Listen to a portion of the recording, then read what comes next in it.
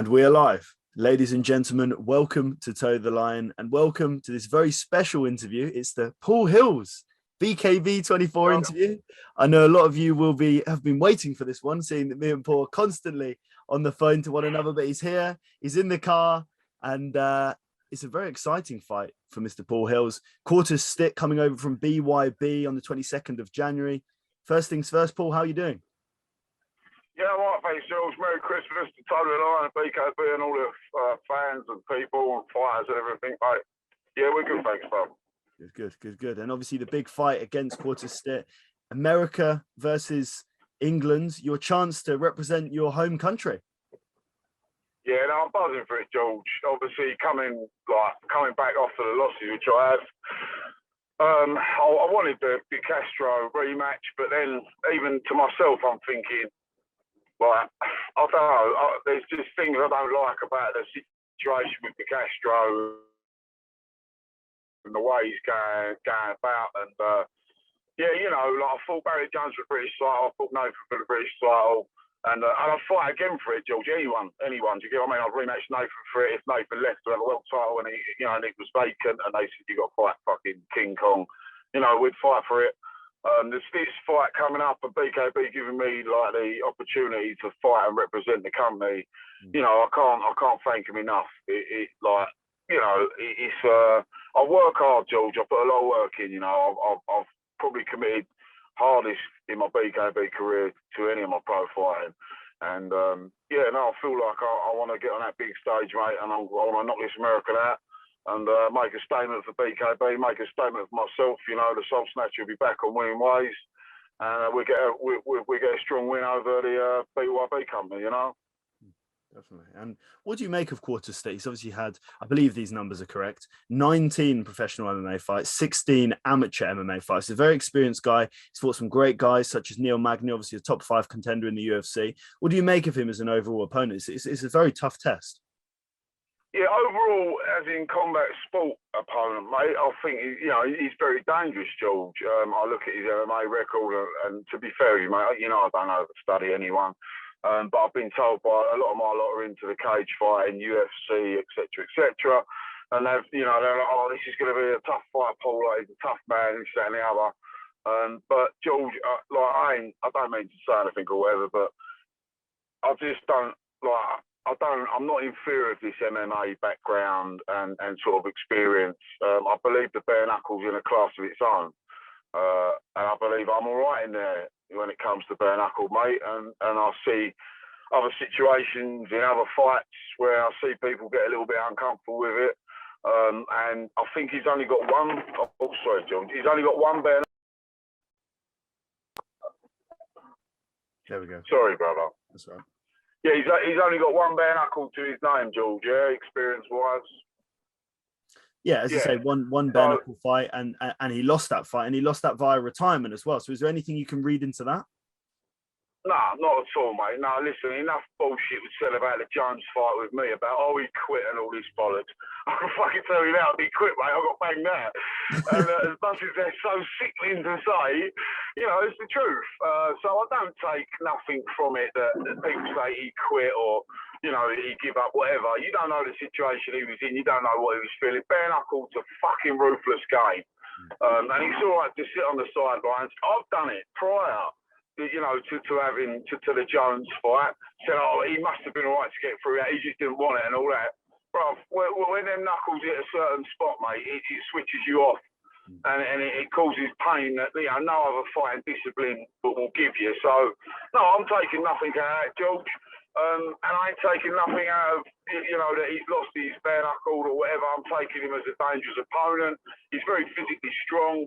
I think he's a bit bigger than me in every sort of aspect, if you get what I'm saying. Frame-wise, reach-wise, you know, broadness, you know what I mean? I think he's quite a lumpy fella for 79 kg. Do you get what I'm saying? So, yeah, I ain't taking nothing from it, George. To me, mate, I'm fighting the Terminator, you know, King Kong. You know, I'm training for someone that's going to absolutely destroy me.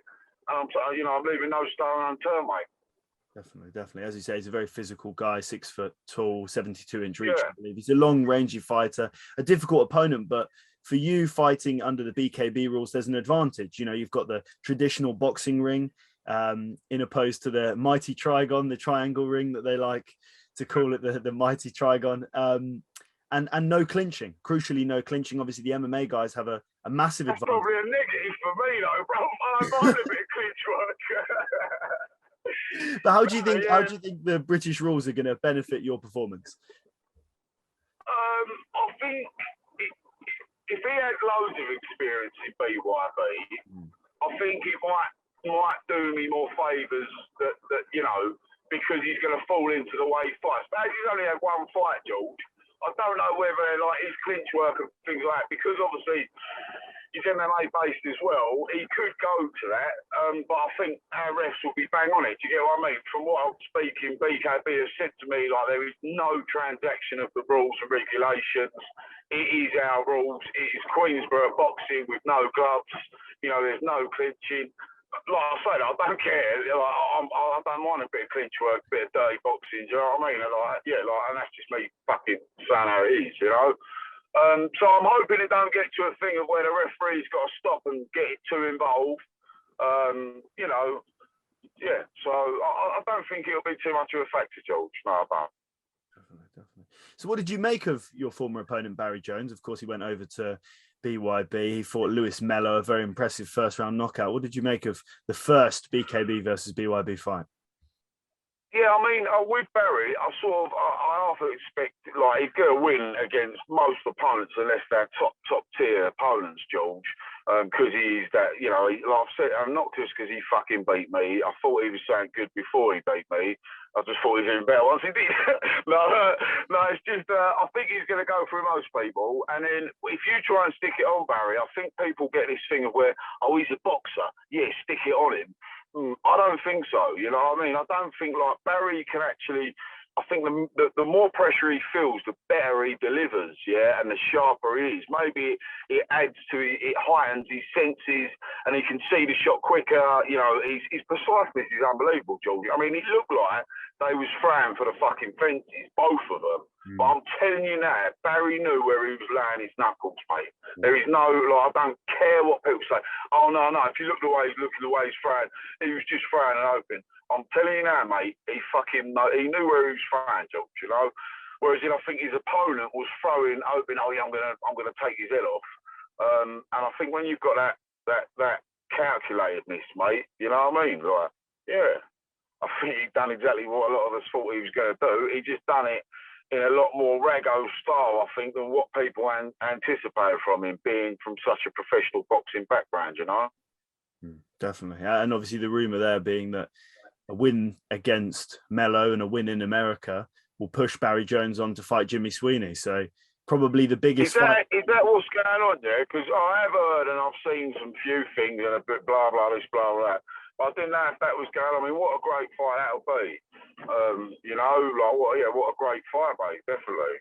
Yeah, nothing confirmed, of course, but that is the rumour. I mean, who else would logically fight Jimmy Sweeney at this stage, unless it's someone coming in from America, I suppose. But that does seem to be the next logical fight. And yeah, just super excited for that. But moving on, 2021 coming to a close, 2022, a new year, a new you, perhaps, who knows, you know, January the 22nd, a chance to really do your thing. But how do you assess 2021 as it comes to a close? Well, fighting results, an absolute crock of bag of shit, George.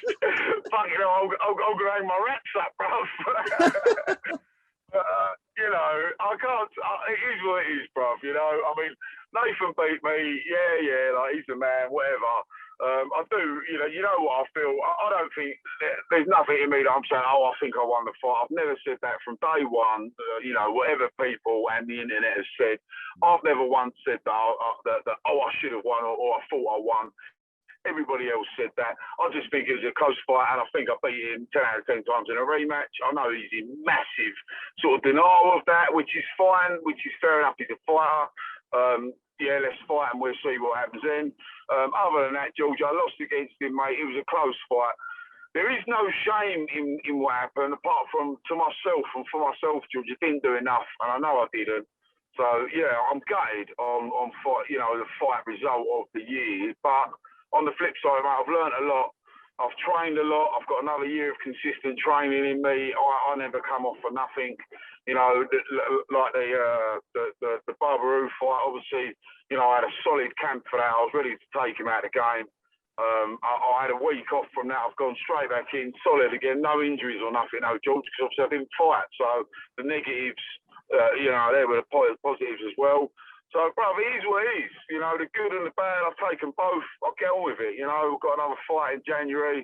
I'm going to get a win now. So I'll just push on, Jules. Don't matter what day or fucking year it is, mate. You know, we're going for the same results, which is a win. So.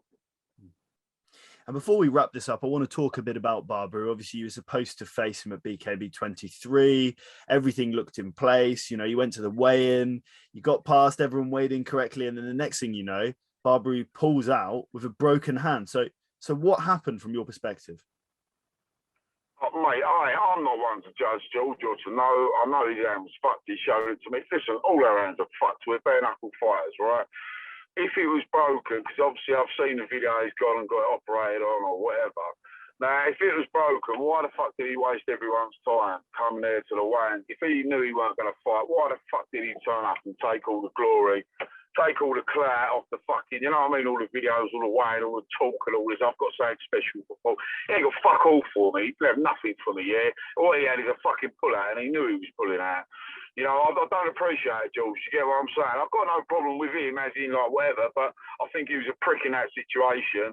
And he wasted 8 weeks of my time, you know, and it's not like I take it lightly. And, you know, I'm not half a job. I fucking train properly and I'm ready for it. You know, I turn up, I make weight professionally, I train professionally, you know, and I don't know, George. I can't make head nor tail of it, you know what I mean? His hand was fucked. Obviously, we know he's got to get operated on, so it was fucked, but he knew that the day of the weigh, and he knew that the day of the fight, you know. I don't think he needed to wait till the fucking night.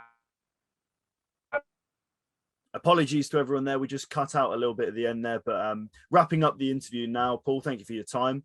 All right. Thanks. Who have we got to thank? Oh, George, I want to always thank everybody that follows me in BKB, all the fans, because they are good, solid people. You know, I get DMs all week and every day, just nice shit. So I want to thank them a lot. My sponsors at this moment in time, things are up in the air in my sort of personal life, not with my family, but there's other stuff around it. My sponsors are really giving me some solid base to be able to concentrate on fighting, and I've got to show my appreciation. Shout out Total Waste Management, as always, Justin, Tom down there. You know, big love to them. Black Sheep Dispensary for my recovery, as always. Churchwood Cars, that's a new people that jumped on the sponsorship. Car sales there. Hit them up, follow them up on Instagram. Great company, can offer you some great deals on your cars. Boxfit UK, as always. Train with Intent, which is my strength and conditioning coach, Alex, our Box to Burn. He's absolutely mustard. Follow him up if you want any online strength and conditioning work, you know, get with him. CMOS Co, another supplement I'll take.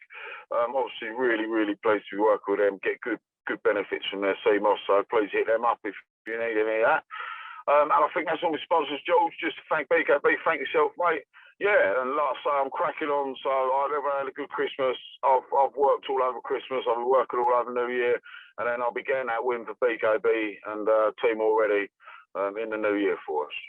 Brilliant. Well, for those who haven't got their tickets yet, there are still some available, I believe. Do you have some with you at the moment, Paul? Or is it all I've got some paper tickets. Available. I've also got a couple of very rare VIP tickets that have come from the table. Yeah, just on one of my tables. So if anyone needs to hit me up on that, please DM me for tickets and I'll sort them out for you. Brilliant. And then for those who can't make the event, of course, it'll be on Fight TV. But Paul, thank you for your time, and we'll speak soon. Yeah, cheers, Total Line. Cheers, BKB. Thank you, mate.